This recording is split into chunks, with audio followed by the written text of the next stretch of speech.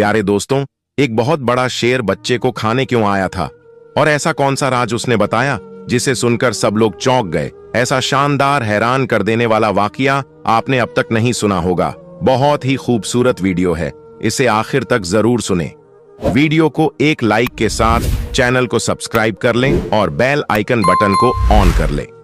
प्यारे दोस्तों, एक अल्लाह वाले जो बहुत बड़े नेक बुजुर्ग थे और बहुत दूर दूर तक पहचाने जाते थे। आप किसी दरख्त के नीचे बैठकर लोगों को दीन की तालीम दिया करते। आपके इल्म और अच्छे अमल की वजह से लोग बेहद इज्जत किया करते थे और आपकी मोहब्बत में दूर तक लोग सफर करके भी आपके पास आकर इस्लाम सीखते। अल्लाह वाले की मीठी बातें उनके दिल में घर कर लेती। इतनी बड़ी शख्सियत होने पर भी कभी उन्होंने गुरूर ना करते। अपने हाथों से आप मेहनत करते, जो मिलता उस पर रब का शुक्र करते, कभी ज्यादा की तमन्ना ना की, जो मिला उस पर शुक्रगुजारी की। यही बात अब अपने शागिर्द को भी बताया करते।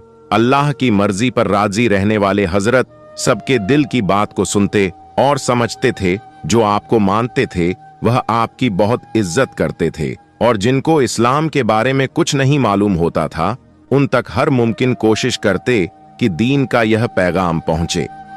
दीन का यह पैगाम तो आप सदियों से देते चले आ रहे थे और इसमें शामिल थे आपके बहुत से उस्ताद जो अक्सर आपको सफर करने की सलाह देते, क्योंकि सफर से ही तो मंजिल मिलती है, सफर में ही बरकत होती है।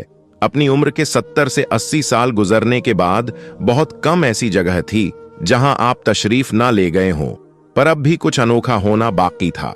एक दिन आप तस्बीह पढ़ रहे थे कि हल्की सी नींद आ गई। उसमें आपने एक अजीबो गरीब ख्वाब देखा जिसमें आपको कुछ इशारा दी जा रहा था कि जैसे कहीं किसी को आपकी जरूरत है। जब आपके शागिर्द आपके पास आकर बैठे तो आप सामान बांध रहे थे। उन्होंने कहा, आप कहीं जा रहे हैं?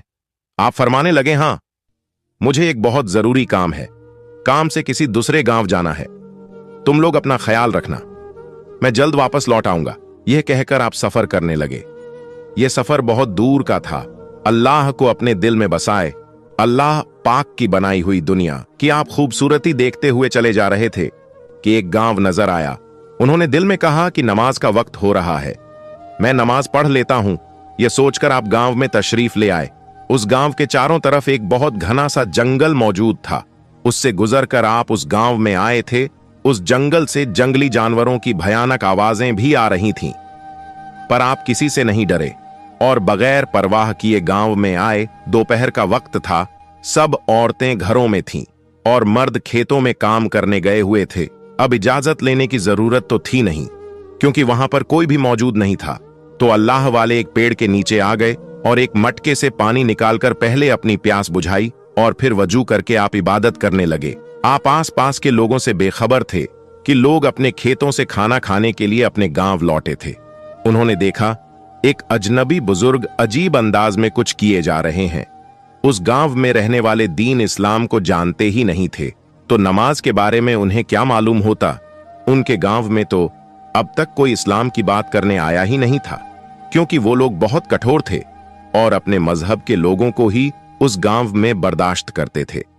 कोई अगर गैर शख्स वहां आ जाता तो उसे मार कर बाहर निकाल देते। उसे गांव के सब लोग मिलकर उसको दर्दनाक सजा देते कि वह आने वाला शख्स चाहे जितना बहादुर होता, वो डर के मारे अपना मजहब बदल लेता। उनके गांव के पास जंगल से कोई दरिंदा भी उनके गांव में नहीं आता था, जबकि उस जंगल में शेर और दूसरे खूनखार जानवर भी रहा करते, पर कोई अब तक उनकी बस्ती में घुसा नहीं था। इसी बात का सबको घमंड था कि हम जैसा बहादुर तो कोई आया नहीं। मजबूत जिस्मों वाले भी चींटी की तरह मसल दिए जाते। अल्लाह वाले के कमजोर सराब झुकी कमर को देखकर वो लोग आवाजें कसने लगे। अब अल्लाह वाले तो उनकी आवाज नहीं सुन रहे थे, क्योंकि आपकी नमाज इतनी पक्की थी कि इधर उधर की आवाज नहीं सुनाई दे रही थी। ध्यान था तो सिर्फ उसकी तरफ जिसकी इबादत कर रहे थे। जब बहुत देर तक आप नमाज पढ़ते रहे तो उनमें से एक आदमी कहने लगा, यह आखिर दरवेशी लिबास में कौन है? इनसे कहो यह उठे और बताएं कि यह कौन सा काम है जो खत्म होने का नाम नहीं ले रहा। उनमें से एक शख्स अल्लाह वाले के पास आया और चीख कर बोला, ए बूढ़े रुक जाओ, जो कुछ कर रहे हो, इस काम से तुम नहीं रुके तो हम बहुत बुरा करेंगे। पर आपको उसकी आवाज नहीं आई, वह चिल्लाता रहा, लेकिन आपके कान सुन नहीं रहे थे। अब जब आपने नमाज पढ़ ली तो उन लोगों की तरफ सवालिया नजरों से देखने लगे कि यह लोग क्या कह रहे हैं और क्या कर रहे हैं। आपने कहा, भाई क्या हुआ, तुम लोग क्या मुझसे कुछ पूछ रहे हो? तो उन्होंने कहा, अब तक इतनी देर से चिल्ला रहे हैं, तुम्हें आवाज नहीं आई? आपने कहा, बा खुदा मुझे आवाज नहीं आई। ये बताओ, यह काम क्या कर रहे हो? आप मुस्कुराए और कहा, मैं नमाज पढ़ रहा हूं। एक अल्लाह को मानने वाले इबादत इसी तरह करते हैं। अब वो लोग जो कि अपने उस दीन के अलावा कोई और दीन मानते ही नहीं थे, सिर्फ उन्होंने इस्लाम के बारे में ऐसी बातें सुनी तो उनका खून खोल गया। वह सोचने लगे, खुदा तो वह होता है जो दिखाई देता है, जो सामने होता है, उससे मांगकर पता चलता है कि हम किससे मांग रहे हैं। जो नजर नहीं आ रहा, उस अनदेखे खुदा से कौन क्या लेता है। अल्लाह वाले की समझदारी वाली बातें उनकी समझ से बाहर थी। आपके चेहरे पर बहुत सुकून था और उस सुकून से उनको जलन हो रहा था, क्योंकि अब तक उनके गांव में आने वाला शख्स डर कर भाग जाता था और उन सबके मजबूत लंबे चौड़े जिस्म देखकर उसकी पेशानी से पसीना टपकने लगता। यह कौन बूढ़ा इंसान था जो उनको इतने गुस्से में देखकर भी इतना शांत खड़ा था? वो लोग अल्लाह वाले की बातें सुनकर गुस्से से पागल हो गए कि बेअदबी और लान तान करने लगे। कोई कहता, एक तो इतने बूढ़े हों, इतने कमजोर जिस्म के साथ सफर कर रहे हैं, कैसे करने लगे? फिर किसी अजनबी गांव में घुसकर ऐसी अजीबो गरीब बातें कर रहे हो जिनका कोई सर न पैर। एक और बोला, यह शख्स हमारे दीन के खिलाफ बातें कर रहा है। इसका उम्र की लिहाज किया, मगर यह बाज नहीं आया। वो लोग बदतमीजी पर बदतमीजी किए जा रहे थे। कोई आप पर आवाजें कसते थे तो कोई आपको धक्के देने की धमकियां देता। उनके जुबानों से बेअदबी और मजाक के जुमले निकलते जा रहे थे और उनके दिल अल्लाह वाले की बातों को सुनने के लिए बिल्कुल बंद हो चुके थे। अल्लाह वाले ने सब्र से सबकी बातें सुनी, मगर आपकी नजर में नरमी और दिल में सबके लिए मोहब्बत थी। अब एक लंबा चौड़ा ताकतवर आदमी आपके सर पर आ गया और कहा, इस बूढ़े को तो मैं एक उंगली से उठाकर बाहर फेंक देता हूं। वो यह करने ही वाला था। उनका एक बुजुर्ग बोल पड़ा, नहीं, इसने हमारी मूर्ति की अपमान की है जिसकी हम इबादत करते हैं, इसलिए यह सजा कम है। कैसे गांव से बाहर उठाकर फेंक दिया जाए? हम इस गांव में रखेंगे, यह हमारे घर पर नौकर बनकर रहेगा। मैंने अपनी किताब में पढ़ा है कि एक मुसलमान इधर आएगा और हमारे दिलों को हमारे मजहब से हटाएगा, हिंसा फैलाएगा, यानी हम सबको लड़वाएगा। उसे रोकने के लिए कुछ ना कुछ तो करना पड़ेगा। उसकी बातें सबके पल्ले पड़ गईं कि मुसलमान तो वाकई इसी नियत से हमारी बस्ती में इजाजत के बगैर दाखिल हुआ है। अल्लाह वाले को गांव वालों ने तंग करने का इरादा कर लिया था। गांव के सब लोग उस बूढ़े बुजुर्ग की बात मान चुके थे जिसने कहा था कि अल्लाह वाले को यूं गांव से बाहर निकाल देना काफी नहीं। उनका मंसूबा यह था कि उन्हें गांव में ही कैद करके इतना तंग किया जाए कि उनकी जिंदगी बोझ बन जाए और वह खुद मौत की दुआ मांगने लगे। गांव में ऐलान कर दिया गया कि यह बूढ़ा मुसलमान है, इसे किसी तरह भी सुकून से ना बैठने के लिए दिया जाए। इस ऐलान के बाद गांव के लोगों ने अल्लाह वाले पर जुल्म और तंग करने के तरीके इख्तियार कर लिए। कभी उनके रास्ते में कांटे बिछा दिए जाते ताकि जब वह चलने लगे तो उनके पैरों में कांटे चुभे और हर कदम उनके लिए चलने में बहुत तकलीफ हो। कभी भी उनके सर पर पत्थर फेंके जाते और जब आप डर से बेचैनी में रहते तो लोग हंसने लगते और मजीद आवाजें कसने लगते। छोटे बच्चे भी उन जालिमों के कहने पर अल्लाह वाले का मजाक बनाते, उनकी हालत पर हंसी उड़ाते। कभी उनकी लाठी छुपा दी जाती ताकि उसे चलने में मुश्किल हो जाए और जमीन पर गिर जाए, और जब वह जमीन पर गिरते तो बच्चे और बड़े सब उनका मजाक बनाते। कभी उन पर कीचड़ फेंक दिया जाता ताकि उनका लिबास और जिस्म गंदा हो जाए। आप उस जुल्म और शरारतों को सब्र से बर्दाश्त करते कि वो जानते कि अल्लाह के रास्ते में तकलीफें उठाना उनके ईमान का हिस्सा है। जब भी वह इबादत के लिए बैठते तो कोई ना कोई शख्स शोर मचाकर उनका ध्यान भटकाने की कोशिश करता। साफ जगह गंदगी फेंक दी जाती। गांव वाले दरवेश अल्लाह वाले को हर मुमकिन तरीके से तकलीफ देना चाहते थे, मगर आपने हर अजियत को अल्लाह की रजा समझकर कबूल किया। अल्लाह वाले के दिल में उन सबके लिए मोहब्बत थी और वह दुआ करते थे कि अल्लाह पाक उनको हिदायत दे और उनके दिल नर्म कर दे। लेकिन आप जानते थे कि अल्लाह की राह पर चलना आसान नहीं है। उस गांव में कोई एक भी अच्छा इंसान नहीं था, वरना इंसान के दिल में अच्छाई तो होती ही है। जो दूसरे इंसान के साथ नेक सुलूक करता है वह कोई भी हो, पर मालूम होता था कि उनको घुट्टी में ही घोलकर यह पिलाया गया है और सिखाया गया है कि तुम्हें किसी पर रहम नहीं करना। उस गांव में मर्द तो मर्द, औरतें भी सख्त दिल और बेरहम थीं। उनके दिलों में ना तो किसी बुजुर्ग का एहतराम था और ना ही हमदर्दी। उनकी अकड़ और गुरूर बढ़ता ही जा रहा था। उनके दिल सख्त और उनके जबानें तल्ख थीं। गांव की औरतें बड़ी मगरूर थीं और शायद इसकी वजह यह थी कि वह हर साल एक बेटे को जन्म देती थी जिस पर उन्हें बड़ा ही नाज था। उन औरतों के दिल में दुनिया की नेमतों पर इतना गुरूर था कि वह खुद को बेहद ताकतवर और हसीन मल्लिकाएं समझने लगी थीं। उनकी जिंदगी में किसी चीज की कमी ना थी। जो चाहती वही मिलता, जो कहती पूरा हो जाता। यह लोग इस कदर ऐशो आराम में मग्न थे कि उन पर कभी कोई मुश्किल या आजमाइश ना आई थी। हर औरत का बेटों को पैदा करना, माल और दौलत की फरावनी और जिंदगी में आसानी ने उन्हें घमंड में मुब्तला कर दिया था। अल्लाह के हुक्म और इबादत की उन्हें कोई परवाह ना थी। अल्लाह को वह जानती नहीं थी और वह खुद को हर तरह की जरूरत और आजमाइश से परे समझती थी। गांव की उन औरतों के गुरूर का आलम यह था कि वह अल्लाह वाले को न सिर्फ हकीर समझती बल्कि उनकी बेइज्जती करने के लिए भी कोई मौका हाथ से जाने नहीं देती। उनके दिलों में जर्रा बराबर भी रहम ना था। उन औरतों ने कभी जिंदगी में कोई इम्तिहान या तकलीफ नहीं देखी थी जिससे उनके दिल सख्त और बेहिस हो गए थे। उनके लिए जिंदगी ऐशो आराम की कोई दास्तान थी और उन्होंने कभी सोचा भी नहीं था कि यह दुनिया फानी है, मिट जाने वाली है और यह नेमतें आजमाइश भी हो सकती हैं। अल्लाह वाले ने उन सब के रवैया को देखकर दिल में सब्र किया और दुआ की अल्लाह पाक इन सब को हिदायत दे। घमंड ने इनको कहीं का ना छोड़ा था। अल्लाह वाले के गांव से बाहर जाने के सारे रास्ते बंद कर दिए गए थे, इसलिए आप जानते थे कि ना चाहते हुए भी आपको वहां पर रहना है। उस गांव के बाहर जो जंगल था वहां पानी का एक कुआं था जिससे सब पानी पीता। अल्लाह वाले के आने से पहले उन औरतों की खिदमत गुजार औरतें यानी नौकरानी या उस कुएं से पानी भरकर लाती थीं। लेकिन अब चूंकि आपको सजा दी जा रही थी इसलिए आपको पानी भरने के लिए मजबूर किया जाता। कुआं कोई बहुत पास नहीं था बल्कि दूर चलकर जाना पड़ता था। सोचने की यही तो बात थी, उस कुएं से पानी भरना और फिर मटके उठाकर वापस लाना एक बहुत मुश्किल काम था।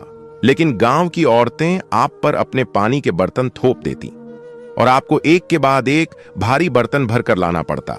हर बार जब वह कुएं से पानी भरते तो औरतें जानबूझकर मजीद बर्तन थमा देती ताकि उनका कमजोर जिस्म इस बोझ को बर्दाश्त ना कर सके। आपके थकन को नजरअंदाज करके वह उनकी बेबसी पर हंसती रहती।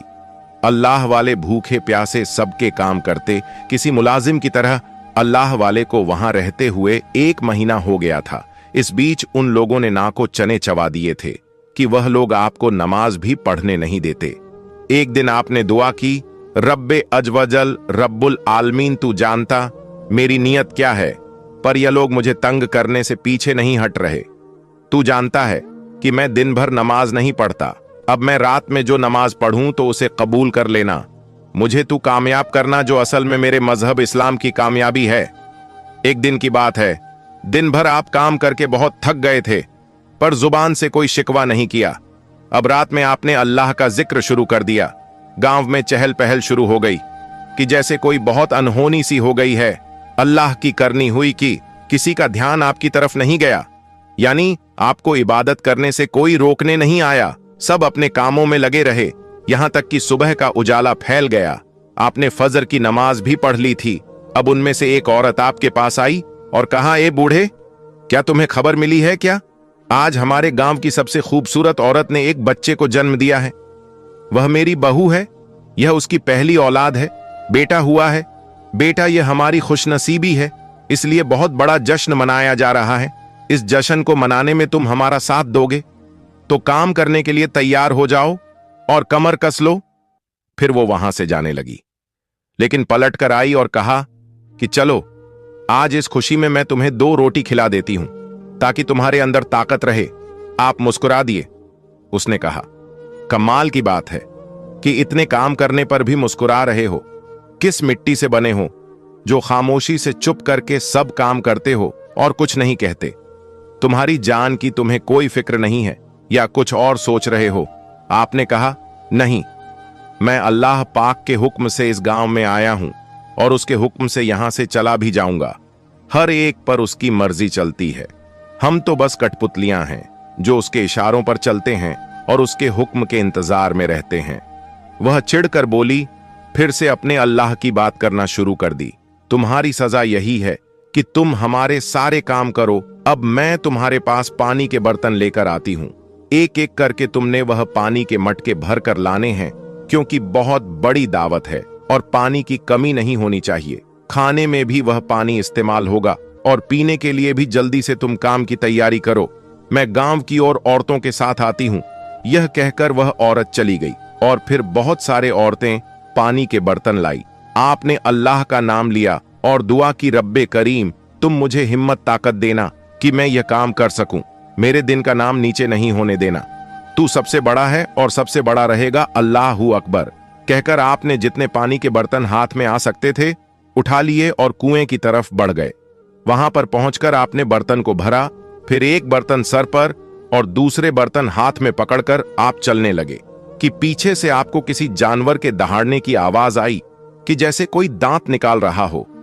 आपने पलटकर देखा तो दरख्तों के पीछे से एक बहुत बड़ा शेर आपकी तरफ देख रहा था। आपने उसे कहा, ए अल्लाह के बनाए हुए, तू मुझ पर क्या हमला करने वाला है? वो जैसे आपकी बात को सुन रहा था और समझ रहा था। उसकी आंखों में कोई राज था, पर बेजुबान बोलता कैसे? बस वहां खड़ा रहा और शेर की आवाज में कुछ ना कुछ कहने की कोशिश करता रहा।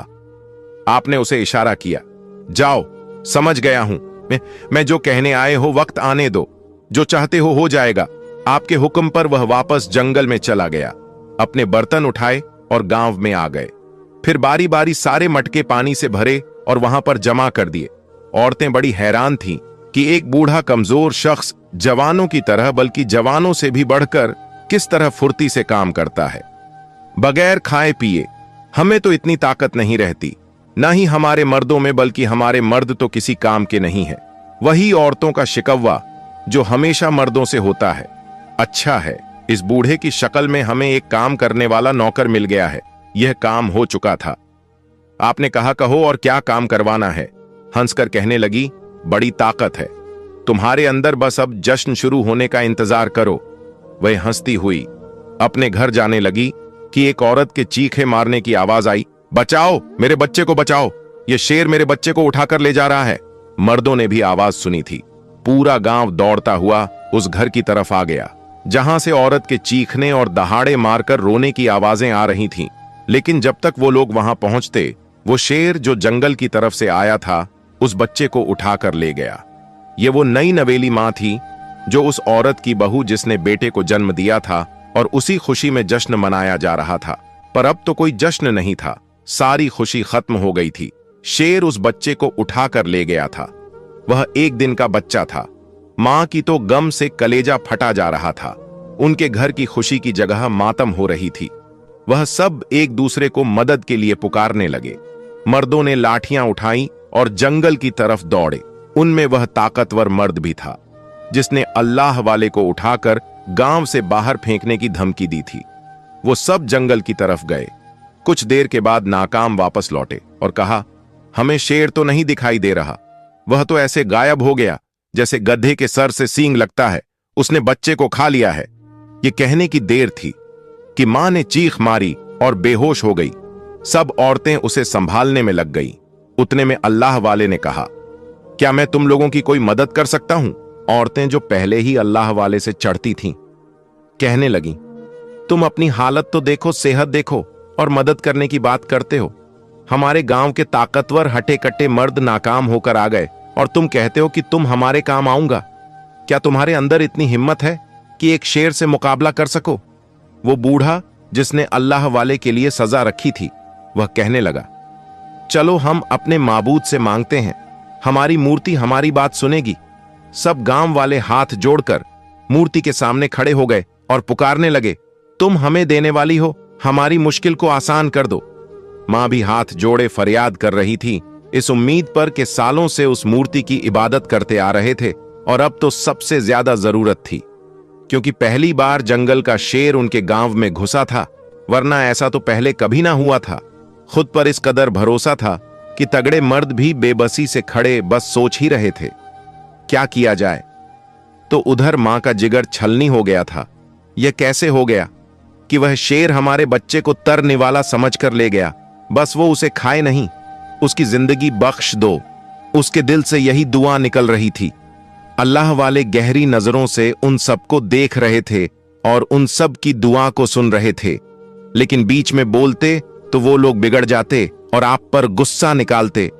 बहुत देर तक वो लोग हाथ जोड़े खड़े रहे, कोई रो रहा था, कोई मिन्नतें कर रहा था, यहां तक कि वो बूढ़ा उस मूर्ति से बार बार कहता कि मैंने तुम्हारे लिए क्या कुछ नहीं किया है, आज मेरे गांव की इज्जत का सवाल है, रहम कर दे, रहम कर दे। ऐसा लग रहा था दुआ का कोई असर नहीं होगा। रात का अंधेरा चारों तरफ फैल चुका था। औरतों ने मर्दों से कहा कि जाओ, एक बार फिर से जंगल की तरफ जाओ और देख कर आओ, शेर हो सकता है, बच्चे को लेकर बैठा हो। वैसे इस पहर जबकि जंगल खौफनाक हो गया था, जंगल में जाना चाहा पर दरिंदों की भरमार थी, किसी खतरे से खाली नहीं था। अब तक तो इस बात पर उनको घमंड था कि हमारे होते हुए कभी हमारे गांव में कोई जंगली जानवर भटका नहीं, पर एक शेर ने उनके गांव में आकर उनका बच्चा उठाकर ले गया। यह तो साबित कर दिया था कि अब कुछ भी हो सकता था। दिल को उन्होंने कड़ा किया, क्योंकि इज्जत का सवाल था और बहादुरी का ताकत आज नहीं दिखाते तो कब दिखाते। मर्द फिर से जंगल की तरफ गए, लेकिन ढूंढने पर भी वो शेर उन्हें नहीं मिला, बल्कि सिर्फ उसके दहाड़ने की आवाज आ रहा था। वो जहां उसकी आवाज आती वहां जाते, पर वह वहां होता ही नहीं, गायब हो रहा था या उनसे खेल खेल रहा था। तलाश करने पर भी वह नजर ही नहीं आया। वह सब थके हारे वापस आ गए। यहां पर औरतें मातम करने लगीं। शोक का समा था, जहां अभी खुशी की लहर दौड़ रही थी, अब वहां पर किसी की मौत हो गई हो ऐसा लग रहा था। जाहिर सी बात है, शेर ने अब तक बच्चे को खा ही लिया होगा। सबका यही ख्याल था। अल्लाह वाले जो उनके जुल्म पर भी उनके लिए बद दुआ नहीं कर रहे थे, बल्कि दुआ दे रहे थे, या अल्लाह, यह क्या मामला है, क्यों इनके साथ यह सब हो रहा है? तू कर्म कर दे, कर्म करने वाला है। तो आप दुआ करने लगे कि वही औरत जो आपका मजाक उड़ाती थी, वो आपके पास आई। उसने कहा, तुम अपने रब से दुआ मांग रहे हो, हमारे लिए भी दुआ करो। पहली बार उसने अल्लाह वाले के आगे हाथ जोड़े थे। कहने लगी, हम बर्बाद हो गए, हमारे अपने खुदा ने अब तक हमारी नहीं सुनी, लेकिन मैं तुम्हारे आगे अब मिन्नतें करती हूं कि जो भी तुम्हारा रब है उसे कहो हमारा बच्चा वापस कर दिया जाए। उस औरत के कहने पर गांव के मर्द चीखने लगे, कहां क्या बक रही हो, इसका रब हमारा क्या काम कर सकता है, जब हमारा दिखने वाला रब हमारे काम नहीं आ रहा। अल्लाह वाले ने कहा, क्या मैं कोशिश कर सकता हूं? बच्चे को लाने की कोशिश सब तो मना ही कर देते, लेकिन उस औरत ने जल्दी से कहा, हां, अगर आपके अंदर हिम्मत है तो जाइए, मेरे बच्चे को वापस ले आइए, मैं आपका यह एहसान जिंदगी भर नहीं भूलूंगा। अल्लाह वाले ने कहा, इससे पहले कि मैं जंगल की तरफ जाऊं, मैं अल्लाह का नाम लेना चाहता हूं, उसकी इबादत से ही मदद मांगना चाहता हूं। आज तो उन्हें कोई रोकने वाला नहीं था, क्यों सबकी जान पर बनी हुई थी। आपने रब के हुजूर अपनी हाजत पेश की, जो मुश्किल है वह आसान हो जाए। उसके बाद अपनी लाठी उठाई और थैला लिए जंगल की तरफ चलने लगे। वह आदमी जिसको अपनी ताकत पर बड़ा गुरूर था, उसने कहा, मैं भी साथ चलता हूं। आपने कहा, चलो तुम भी देख लेना कुदरत का करिश्मा। वह हंसने लगा और कहा कि मैं तुमसे कितना ऊंचा हूं, कितना लंबा हूं, मुझसे जो काम ना हुआ वह तुम जैसे कमजोर बूढ़े से कैसे होगा। चलो देखते हैं तुम्हारी औकात। उसके बाद वह आपके साथ जंगल की तरफ चल पड़ा। जंगल में आप कुएं के पास खड़े हो गए और लाठी जमीन पर थक थक कर मारने लगे। फिर कहा, जंगल के राजा, तू मुझे सुन सकता है, जहां भी है मेरी आवाज सुने तो यहां आ, तेरा कुछ नहीं बिगाड़ा जाएगा। तू बस उस मासूम बच्चे को हमारे हवाले कर दे। मैंने तुझसे कहा था कि जो रब देता है वह तुझे रिस्क करीम देगा, जो बहुत ज्यादा रिस्क अता करेगा, पर तूने गांव के बच्चे को ही उठा लिया जो आज ही पैदा हुआ है। यह ठीक नहीं है। ये लोग खुश थे, इनकी खुशी को तूने खत्म किया है। ऐसा मत कर। तू एक अल्लाह को मानने वाला है और वही तुझे खिलाता पिलाता है। अब तक किसी के सामने नहीं आया तो अब क्यों आ रहा है? इनको क्यों तंग कर रहा है? आप ऐसे बातें कर रहे थे जैसे वह शेर वहीं खड़ा सुन रहा है। वह शख्स जोर जोर से हंसने लगा। उसने कहा, हो गया तुम्हारा तमाशा, अब वापस चले। उस शेर ने बच्चे को खा लिया है। मां को सब्र करना ही होगा। आपने कहा मां सब्र करेगी, लेकिन वह उससे ज्यादा शुक्र करेगी क्योंकि उसका बच्चा वापस आएगा। उसकी खुशी उसे छीनी नहीं जाएगी। कैसे आएगा वो शेर? तुम्हें नहीं सुन रहा वो। अब उस शख्स को क्या बताए कि क्या कुछ देखा है आपने और क्या कुछ समझ लिया है? शेर उस वक्त सामने क्यों नहीं आया? इसमें भी हिकमत थी, उसमें भी एक राज पोशीदा था जो आप उसके सामने उस वक्त तो खोल नहीं सकते थे। हर काम वक्त पर ही अच्छा लगता है और जिसमें अल्लाह की रजा होती है वही काम बेहतरीन होता है। आपने उसकी बात सुनकर कहा, हां सही कहा तुमने, वह नहीं आएगा, चलो वापस चलते हैं। तंजिया मुस्कुराहट से उसने आपको देखा। आपने उसे नजरअंदाज किया और लाठी टेकते हुए गांव वापस आ गए। आप खाली हाथ थे, बच्चा आपके हाथ में नहीं था। मां भागती हुई आई। उसने कहा, मैंने आप पर भरोसा किया और आप बड़ी उम्मीद दिलाकर जंगल गए थे। यह क्या? कहां मेरा बेटा कहां है? आपने कहा, फिक्र मत करो, वह आ जाएगा। वो इतना छोटा बच्चा है, कल का पैदा हुआ बच्चा चलकर आएगा नहीं, वह शेर उसे लेकर आएगा। किसी को आपकी बात पर यकीन नहीं आ रहा था। यह बूढ़ा तो पहले दिन से ही ऐसी बातें करके हमारा दिमाग खराब कर दिया है। इसकी फजूल की बातों की वजह से हम सब इस मुसीबत में गिर गए हैं। अब क्या करना चाहिए? आपने कहा, सुबह होने का इंतजार करो। अब तो अंधेरा हो गया है और अंधेरे में तो कुछ भी नजर नहीं आएगा। यह बूढ़ा तो बड़े दावे कर रहा था, बड़ा आया था। एक दरिंदे को हुक्म देने वाला वह शख्स कहने लगा, पता है इसने क्या किया? यह तो हवा में ऐसी बातें कर रहा था जैसे वह शेर इसकी बात सुनकर सर झुकाकर इसके पास चलकर आएगा, जैसे वह इसका कोई नौकर है। अल्लाह वाले ने कुछ नहीं कहा। उन्होंने कहा, चलो अभी घर चलते हैं, फिर सुबह हम उसको ढूंढने जाएंगे। मां चिल्ला उठी। उसने कहा, तुम्हारी रात तो गुजर जाएगी, मेरा क्या होगा? मेरा तो सब कुछ लुट गया। वो शेर बहुत खूनखार है, सुबह तक उसे मौका क्यों दे रहे हो? तो क्या करें? उसका शौहर चिल्ला उठा, क्या करें? हमने पूरा जंगल छान मारा, वह शेर हमें नजर नहीं आया, उसकी आवाज आती भी रही। अब तुम यह बात मान लो, तुम्हारा बच्चा बच जाएगा। नहीं, तुम्हारे दिल की तसल्ली के लिए फिर भी हम सुबह जरूर जाएंगे। उसने कहा, तुम लोग कैसे लोग हो? एक तो मेरे बच्चे को उसने उठा लिया। अरे अभी वक्त है। उतने में अल्लाह वाले बोला, बेटी मेरी बात सुनो, तुम्हारे बच्चे को कुछ नहीं होगा। सुबह तक तुम्हारे बेटे को वह शेर खुद लेकर आएगा। तुम भरोसा रखो। किस पर भरोसा रखूं? उस खुदा पर जिसको मैंने पूजा, जिसकी इबादत की है, और यह मेरे दिल के दर्द को नहीं समझ रहा। मेरे जिगर के टुकड़े को वो शेर ले गया और आप कहते हैं यकीन रखो। तुम उस पर यकीन नहीं रखो जिसको तुमने हमेशा माना है। तुम मेरे रब पर यकीन रखो जो तुम्हारा भी है, वो अल्लाह है। अगर यकीन कर लिया तो फिर क्या वो अल्लाह मेरी सुनेगा? हां, वह सुनेगा, वह जरूर सुनेगा। तो ठीक है। वो शेर वापस आ जाता है और मेरे बच्चे को कुछ नहीं होता, जरा सी भी खरोच नहीं लगती, तो मैं तुम्हारे रब पर ईमान ले आऊंगी। अल्लाह वाले ने उसको तसल्ली के अल्फाज बोल तो दिए थे, पर आपने अल्लाह ताला से दुआ भी लाजमी करनी थी। अल्लाह ताला से आपने दुआ करना शुरू की। आपकी आंखों में आंसू आ गए थे। एक अल्लाह से दुआ मांगते हुए आपको सब देख रहे और मजाक भी बना रहे थे। ये क्या चुपके चुपके मांग रहे हैं? अल्लाह वाले की आंखों के सच्चे आंसू गवाही थे इस बात की आप सबके लिए कितने फिक्रमंद हैं। अब रात तो बहुत ही बड़ी थी, क्योंकि गम की रात बड़ी ही होती है, लेकिन गम के बाद स्याही मिट जाती है, अंधेरा खत्म हो जाता है और रोशनी आ जाती है। सुबह हुई तो आपने उन सबके सामने ही इबादत की और वह कुछ कह नहीं सके, पर वह आदमी आपको गौर कर देख रहा था कि यह तस्बीह पढ़ते जा रहे हैं। कितनी बेबाकी से कितने निडर हैं। उसका दिल जल रहा था कि जिसने आपको सजा दी थी, आप जिस तरह अल्लाह की माला झप रहे थे, उसके तन बदन में आग लग रही थी।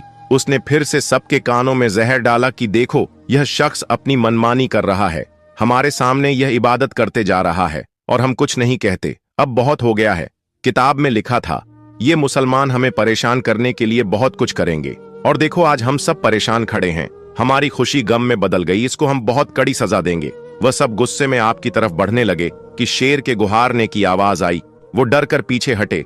वो वहीं बड़ा सा शेर बच्चे को अपने दांतों में दबाए वहां पर खड़ा था, उन सबको खूनी नजरों से देख रहा था, जैसे बच्चे की जगह अब उन सबको खा जाएगा।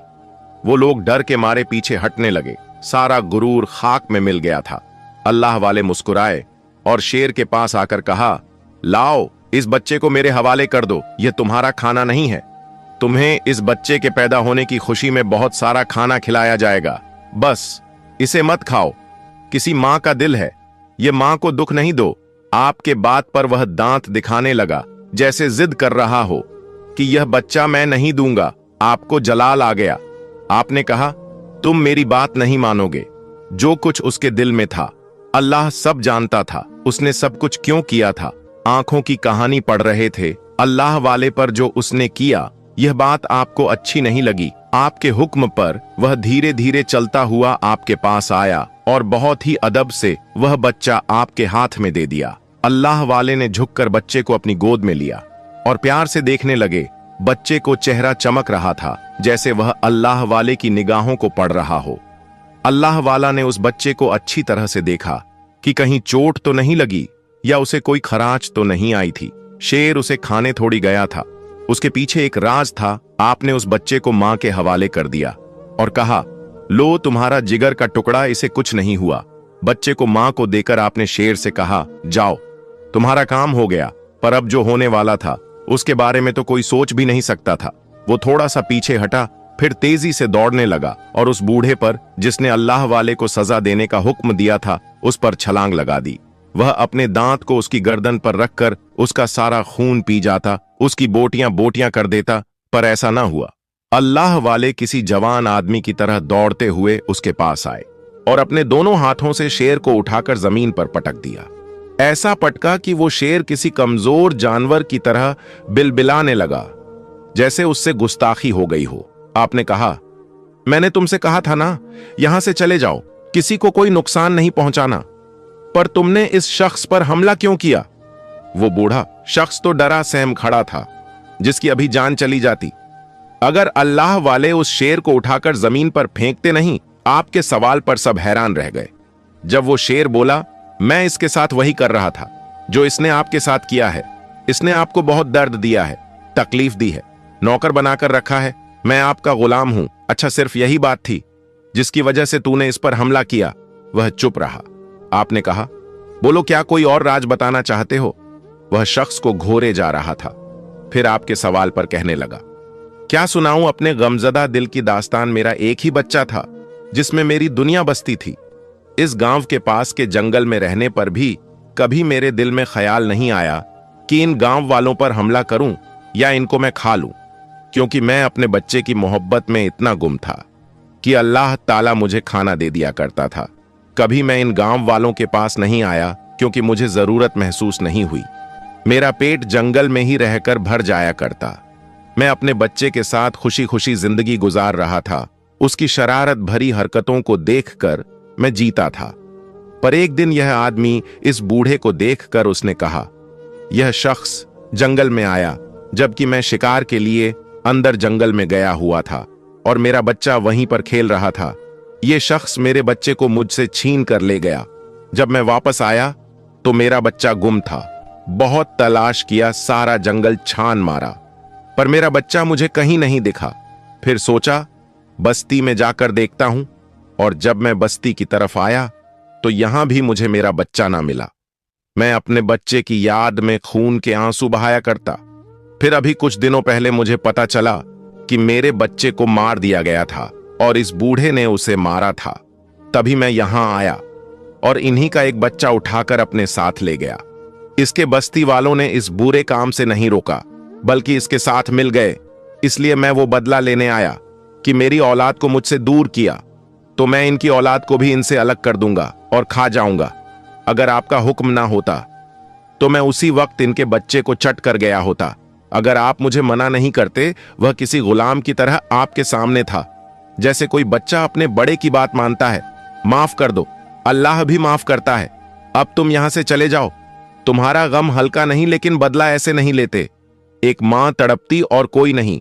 आपकी बात पर उसने एहतराम से सर झुकाया और वापस जाने लगा कि अल्लाह वाले एक बार फिर से फरमाने लगे, ठहरो, मैं तुम्हें कुछ देना चाहता हूं। तुम्हारा तोहफा बच्चे की मौत से लेकर अब तक उसने शिकार ना किया था, बस जो रूखा सूखा मिल जाता खा लेता। कि जिस दिन से उसके बच्चे को उठाया गया था वह जंगल में शिकार के लिए ही तो गया था। आपने अपने थैले में से एक बड़ा सा गोश्त का टुकड़ा निकाला। कोई सोच भी नहीं सकता था कि थैले के अंदर वह गोश्त का टुकड़ा होगा। आपने वह गोश्त उस शेर के आगे डाल दिया। लो, तुम्हारा खाना हमारी तरफ से ही तुम्हारे लिए इनाम है कि तुमने हमारी बात को माना और हमारे फरमाबरदार हुए। उसने सबके सामने वह गोश्त खा लिया और शुक्रिया के तौर पर आपके बहुत पास आकर कदमों को चूमने लगा। फिर वह जंगल की तरफ जाने लगा तो एक और कुदरत का करिश्मा तैयार खड़ा था। उस शेर का बच्चा उसका इंतजार कर रहा था। उसने अल्लाह वाले की तरफ देखा, जैसे बात को समझ ना रहा हो और समझ भी रहा हो। मशकूर निगाहों से अल्लाह वाले की तरफ देखने लगा। अल्लाह वाले ने फरमाया, तुम्हारे सब्र का मीठा फल जिस बच्चे को तुमसे ले लिया गया था, अल्लाह ताला ने वह बच्चा तुम्हें लौटा दिया है। अब इस बच्चे के साथ हंसी खुशी जिंदगी गुजारो और कभी इस गांव पर अब हमला नहीं करना, कुछ भी हो जाए। वह दौड़ता हुआ बच्चे के पास गया और खूब प्यार किया। फिर दोनों जंगल में चले गए। यह आंखों देखा सच कैसे हजम होता। वह सब हैरान थे कि जिन हजरत की हमने कदर नहीं की, जिनको हमने एक नौकर बनाकर पानी भरवाया, जिनको एक मामूली शख्स समझकर हमने हद कर दी, जुल्म की, पर इन्होंने उफ तक नहीं किया। और ये जानवर जो कि खूनख्वार है, दरिंदा है, जो एक झटके में किसी को भी मार सकता है, यह जंगली जानवर इनका इतना ताबेदार, इतनी मोहब्बत करने वाला, उन सब के दिल पिघलने लगे। वह शर्मिंदा हो रहे थे। एहसान पर एहसान जो कर दिया गया था, शेर तो अब वहां से जा चुका था। अल्लाह वाले उन सब की तरफ पलटे और कहा कि प्यारे गांव वालों, मेरा सफर इसी मकसद से यहां पर था कि यह शेर जिसके बच्चे को तुम लोगों ने मारा था, वह शेर तुम्हारे बच्चे को उठाने के और बदला लेने के लिए खोल रहा था। सवेरे मेरे उस्ताद ने मुझे हुक्म दिया कि तुमको समझाऊं। मैं लफ्जों से समझाता, तुम लोग समझते नहीं, इसलिए अल्लाह ताला ने वह करिश्मा दिखाया कि यह शेर बोलने लगा और इसने खुद वह राज बता दिया कि यह सारी ताकत अल्लाह ताला की है, हम सिर्फ उसके एक नौकर हैं। क्या आप मानोगे? वो औरत बोल पड़ी जिसका वह बेटा था। उसने कहा, मैंने तो आपको उसी वक्त मान लिया था जब आप मेरे बच्चे के लिए जंगल में गए थे। अब मैं इन सब से कहती हूं कि जो कुछ हमने गुनाह किया है उसकी माफी मांगी जाए। सब इस बात का एहसास कर चुके थे कि औलाद तो जानवर की भी उतनी ही कीमती होती है। जैसे इंसान की किसी पर भी रहम करना ही तो असल इंसानियत है, जो उनके अंदर बिल्कुल नहीं थी। और खुदा तो सब पर मेहरबान ही होता है। बस इंसान अपने आप को बदल ले तो वो कभी शिकवा नहीं करता। खुद पर और खुद की ताकत पर गुरूर करने वाले आज झुके हुए थे। सबने आपके सामने हाथ जोड़ दिए। उन्होंने जो कुछ देखा था उसको कभी अपनी जिंदगी में देखने का सोच भी नहीं सकते थे। वह तो गफलत में जी रहे थे। अपने आप को बड़ा मानने वाले और खुद की ताकत पर भरम रखने वाले आज एक जानवर के सामने जमीन पर आ गिरे थे। आपने कहा, मैं कोई माफ करने वाला नहीं हूं। मैंने वही किया जो मेरा मजहब कहते हैं, मेरा दीन कहते हैं। किसी को बद्दुआ ना दी जाए। मेरा दीन कहता है कि किसी से बदला ना लिया जाए। मेरा दिन कहता है धोखे का जवाब धोखे से ना दिया जाए। वे जो आपकी बातों को सुनना नहीं चाहते थे, आज दिलो जान से आपके हर लफ्ज को सुन रहे थे और अपने दिल और दिमाग में उतार रहे थे। उनके दिल में अब यही था कि हम इनके दीन में दाखिल हो जाएं, कि जिसमें किसी के साथ बुरा नहीं किया जाता, कि जिसमें जानवरों पर भी रहम किया जाता है और इंसान तो है ही सबसे अफजल। सिर्फ हमें सीधा रास्ता दिखाने के लिए इतने जुल्म बर्दाश्त करने वाले यह बुजुर्ग जिनको वह खोना नहीं चाहते थे, उन्होंने कहा, हम अल्लाह को मान गए। पर वह शख्स जो अपने आप को बड़ा ही ताकतवर समझ रहा था और उन सबसे कहता था कि यह अल्लाह वाले तो बस यूं ही बातों के पुल बनाते हैं, उसने कहा, मुझे लगता है कि यह शेर इस अल्लाह वाले का भेजा हुआ है, क्योंकि अब तक देखो शेर ने इस गांव पर हमला नहीं किया और ना ही हमारे पास आकर हमारे बच्चे को छीना। यह अल्लाह वाले के आने पर ही क्यों यह शेर यहां आया? उसकी इस बात पर वो बूढ़ा शख्स जिस पर शेर का हमला हुआ था हां में हां मिलाने लगा कि वह भी यही सोच रहा था कि इस वक्त ही वह शेर यहां क्यों आया। अल्लाह वाले ने कहा, उस शेर ने तुम्हारे सामने सारी बातें की, अपने बच्चे के दुख को बयान किया और तुमने खुद उसके बच्चे को उसके साथ जाते हुए देखा, पर तुम्हें अब भी यकीन नहीं आ रहा कि वह शेर हमारा बुलाया हुआ नहीं था, बल्कि वह अल्लाह की तरफ से भेजा गया था। वो गांव वाले जिनको अल्लाह ताला ने तौफीक दिया था कि वह अल्लाह वाले की बात पर यकीन करे, उन्होंने कहा, हम आपको मानते हैं। यह लोग माने या ना माने, अल्लाह वाले चुप थे। उनकी बातों से आपके दिल को सदमा पहुंचा था। अल्लाह ताला ने इतनी बड़ी निशानी दिखा दी थी, तब भी वह लोग नहीं मान रहे थे और समझ रहे थे कि आप ही जादूगर हैं और आपने उस शेर को मंत्र पढ़ के वहां बुलाया। जब किसी के मुंह से कुछ जुमले नहीं निकलते अपनी सफाई के लिए, तो फिर कुदरत इंतकाम लेती है। शेर को तो आपने ने वहां से भेज दिया था, उन सब की जान बचा ली थी, लेकिन इन बातों का जब कोई जवाब ना मिला तो आपने मामला अल्लाह पर छोड़ा और अपने कदम बाहर की तरफ बढ़ा दिया। तभी उस औरत की गोद में मौजूद बच्चा कलमा पढ़ना शुरू कर दिया। वह ऐसे कलमा पढ़ रहा था जैसे उसे कोई जात कलमा पढ़ा रही है, पर कोई दिख नहीं रहा था। सबके मुंह खुले के खुले थे कि जो बच्चा कल ही पैदा हुआ है और वह बगैर किसी के सिखाए गवाही दे रहा है कि अल्लाह एक है, अल्लाह के सिवा कोई माबूद नहीं। और जब उस बच्चे ने कलमा पढ़ा तो उसकी मां भी खुशी से चहकने लगी और कहा कि मैं भी अपने बेटे की तरह मुसलमान होना चाहूंगी, और इन लोगों को अगर कोई निशानी नहीं दिखती ना सही, पर मैं पूरे दिल से ईमान लाती हूं। जब कोई मर्द ना बोला तो वहां खड़ी औरतें कहने लगीं, हाँ, हम अल्लाह को मान गए, अब हमें कलमा पढ़ा दीजिए, क्योंकि इससे बड़ी निशानी और नहीं होगी। मगर अल्लाह वाले अब भी उस बूढ़े की तरफ देख रहे थे, क्योंकि उसका कलमा पढ़ना बहुत जरूरी था। उसके चेहरे पर रंग आ रहे थे, जा रहे थे। अल्लाह वाले ने उन सब मर्दों की तरफ देखकर कहा कि सिर्फ औरतों का भी मुसलमान होना लाजमी नहीं, बल्कि यहाँ के मर्द भी अल्लाह को माने तो बात होगी। आपकी बात में बहुत दम था कि सबने एक साथ कलमा पढ़ लिया, यहां तक कि उस बूढ़े ने भी आपके दीन को अपना लिया। यह काम कोई जोर जबरदस्ती पर नहीं हुआ था, बल्कि अल्लाह ताला के होने का सबूत हर एक चीज ने दिया था। आपने मुस्कुराते हुए फिर उस बच्चे को गोद में लिया और उसके कान में अजान दिया। अजान की आवाज इतनी खूबसूरत थी कि सबके दिल पुरनूर हो गए। सारी बस्ती और जंगल जगमगा गया, गुरूर खत्म हो गया, आजिज और अदब आ गया। उस गांव के पहले मुसलमान बच्चे का इस्लामी नाम भी आपने रखा और उन सबको दुआ दी। आज सही मायनों में वहां जश्न मनाने का मौका था, क्योंकि दिल और चेहरों पर सच्चाई का रंग बिखर गया था। अल्लाह ताला ने जो काम आपको सौंपा था, वो काम करके आप फिर से अपने गांव की तरफ चले गए, वही जगह जहां पर आपके शागिर्द आपका इंतजार कर रहे थे। प्यारे दोस्तों, आज का वाकया कैसा लगा हमें कमेंट में जरूर बताएं। मिलते हैं अगले वीडियो में। खुदा हाफिज।